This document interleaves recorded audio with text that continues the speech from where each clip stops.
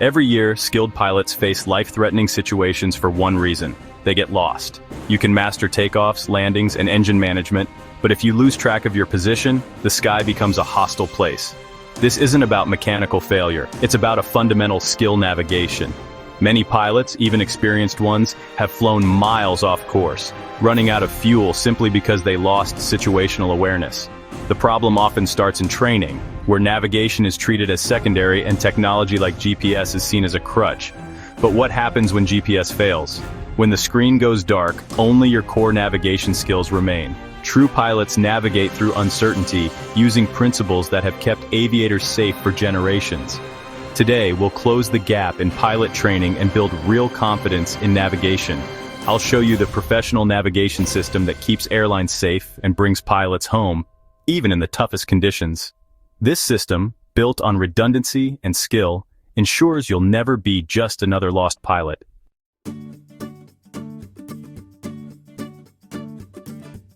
Imagine flying with the calm assurance of a seasoned airline captain, always knowing your position. This confidence isn't innate. It's a skill you can learn and master. We'll start with the foundation, reading sectional charts as survival documents, not just maps. You'll master dead reckoning, calculating position by heading, speed, and time, so you're never reliant on technology alone. We'll cover VOR navigation, learning to track radials with precision and integrate GPS as a tool, not a crutch. By combining these elements, you'll build a robust, real-world navigation system. This isn't theory, it's the system I've used across thousands of flight hours in every condition. Commit to these methods and you'll transform anxiety into confidence. You'll command your journey from takeoff to touchdown, no matter what challenges arise.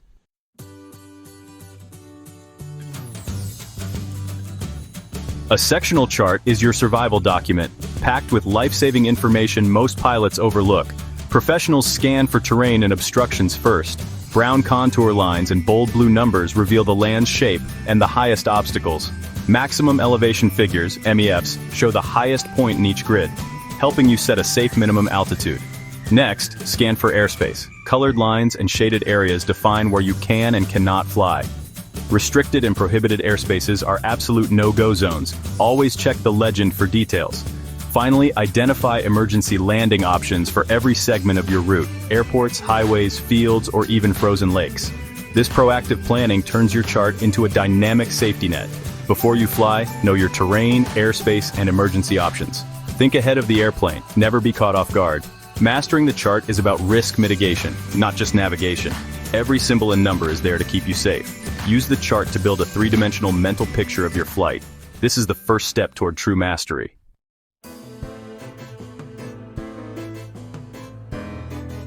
Once you understand the chart, plan your route with unmistakable checkpoints.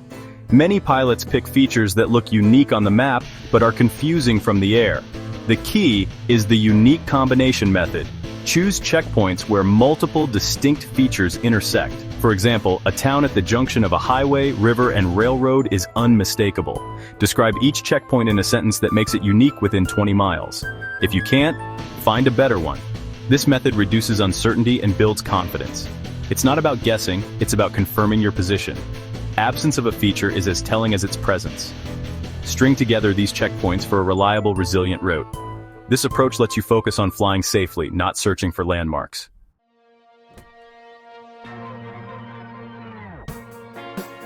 Mastery of the sectional chart means understanding its subtle language, every symbol, color, and line. Power lines, often ignored, are both hazards and visual guides. Airport symbols reveal control towers, lighting, and runway lengths, critical for emergencies. Water features differ. Solid blue lines are perennial rivers. Dash lines may be dry. Lake shading tells you if water is always present or seasonal. These details prevent confusion and keep you oriented. Curiosity is key. Ask what every symbol means and how it affects your flight. Study the chart legend deeply, not just for exams, but for real-world safety. This knowledge transforms the chart into a multi-layered guide. True chart mastery enhances your awareness and keeps you safe.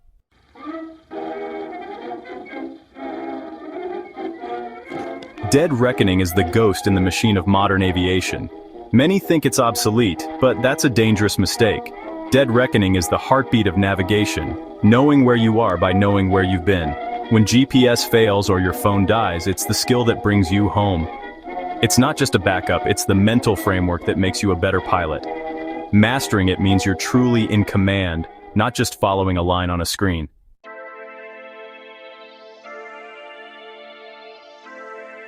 Precision in dead reckoning starts before you enter the cockpit.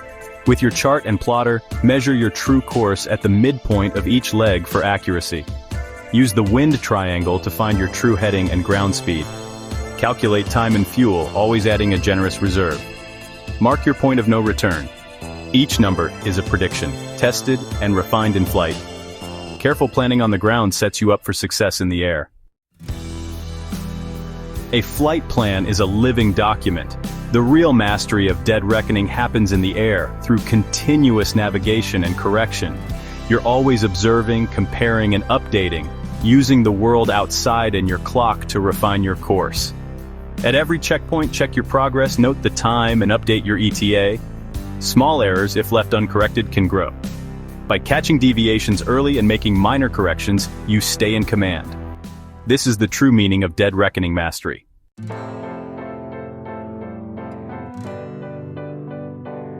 VOR navigation bridges the gap between dead reckoning and GPS and remains a vital skill for pilots. Yet many are taught to simply chase the needle, a method that falls apart in real-world conditions, especially with crosswinds. True mastery means understanding the VOR is not just pointing the way, but providing precise data about your position. Professionals use this data to proactively correct for wind, not reactively chase the needle. The goal is not just to center the needle, but to determine the exact heading needed to keep it centered, transforming VOR from frustration to precision.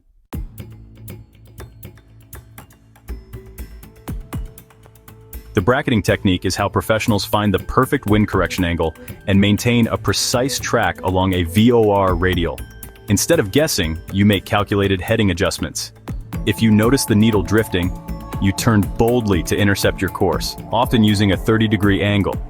As the needle centers, you estimate the wind correction needed and adjust your heading. If the needle drifts again, refine your correction. Through this process, you bracket the perfect wind correction angle. The result? A perfectly straight line over the ground with the needle locked in the center.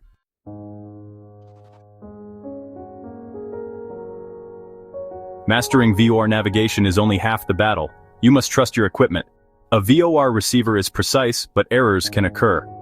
Professional pilots never rely on a single instrument.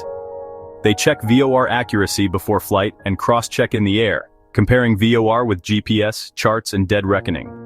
If any two sources disagree, it's a red flag. Investigate immediately. This disciplined cross-checking builds a robust navigation system, transforming you from a user of one instrument into a manager of complete situational awareness and confidence.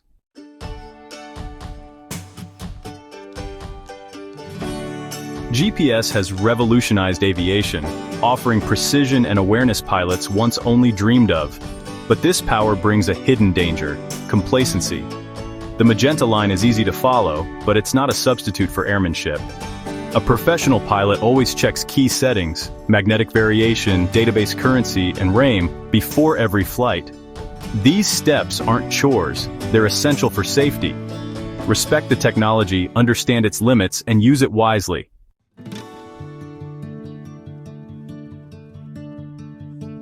The safest pilots are often the most paranoid. They use a belt and suspenders approach, integrating GPS for convenience and precision, but always keeping traditional navigation skills sharp as a backup. The professional pilot doesn't just press direct to and tune out. They cross-check GPS with charts, logs, and the view outside. This builds a multi-layered mental model and prepares for any what-if scenario. True confidence comes from being ready for anything, not just relying on technology.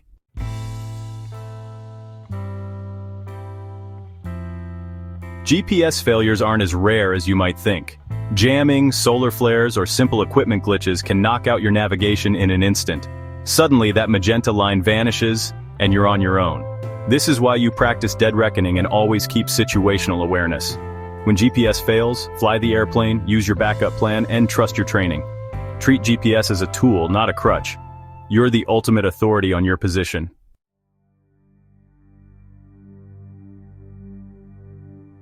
Professional flight planning is more than just drawing a line on a map. It's a dynamic process that blends route and navigation, risk mitigation, emergency preparedness, and in-flight management into a single, cohesive strategy. A professional pilot anticipates challenges, checks NOTAMs and weather, plans alternates and marks emergency landing sites, turning a simple trip into a well-executed mission. This systematic approach leaves nothing to chance and transforms panic into procedure.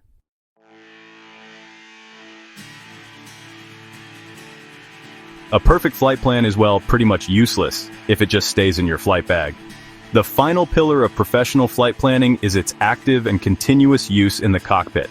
The plan you created on the ground provides the script for your flight, but you, the pilot, are the director who must bring it to life. This means integrating all your navigational methods into a constant flowing cycle of checks and balances. You're not just a passenger following a magenta line. You are an active manager of the flight, constantly cross-referencing your systems to maintain an unshakable sense of situational awareness. This in-flight integration is really the ultimate expression of navigational mastery and professionalism. During the flight, you operate in a continuous loop, cycling between your different navigation sources. Your primary source will likely be the GPS, which you use for its incredible precision and convenience. It gives you immediate track, ground speed, and time information, but you never trust it blindly. Your secondary source is the VOR system. Every 15 minutes or so, you should tune in a nearby VOR to cross-check your position. Does the radial you're on match what the GPS is telling you? This provides an independent verification of your position from a completely different system, safeguarding against a GPS error or outage. This simple action keeps your VOR skills sharp and your confidence high. Your tertiary and constant source of information is dead reckoning and pilotage. As you pass over the unmistakable checkpoints you selected during your planning, you compare your actual time of arrival to your estimate. This confirms your ground speed and allows you to update your ETA and fuel calculations with real-world data. You are constantly looking outside, confirming that the world below matches the picture on your charts and screens. If you see a town, river, and highway intersection, you know exactly where you are, independent of any electronic aid.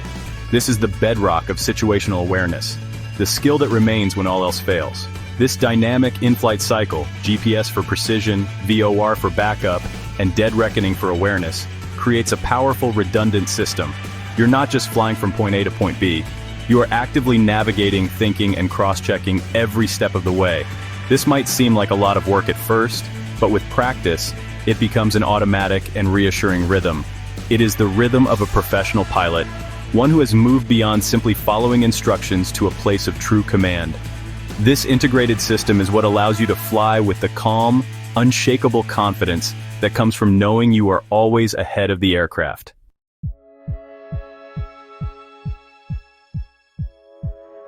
We've journeyed through the core components of aviation navigation, from the ancient art of dead reckoning to the modern magic of GPS. Yet, the ultimate goal of all this training isn't just to memorize a series of procedures or to become proficient with different pieces of equipment. The true purpose is to cultivate judgment.